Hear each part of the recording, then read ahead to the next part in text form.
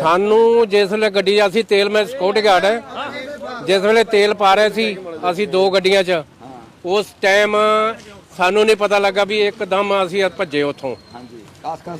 ਹਾਂ ਪਾਸ ਹੋਇਆ, ਉਸ ਟਾਈਮ ਅਸੀਂ ਭੱਜ ਕੇ ਆਏ, ਸਾਨੂੰ ਦੂਰੋਂ ਲਿਸ਼ਕਿਆ ਵੀ ਬੰਦੇ ਦੀ। ਕਿੰਨੇ ਬੰਦੇ ਸੀ?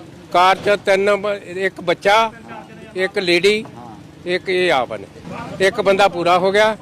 ਇਹ ਹੈਗੇ ਤਾਂ ਅੰਬਾਲੇ ਦੇ ਕੋਲ ਨੇ ਜੀ, ਇੱਥੇ ਇਹਨਾਂ ਨੇ ਪਾਤੜਾ ਰੋਡ ਤੇ ਖੋਲਿਆ।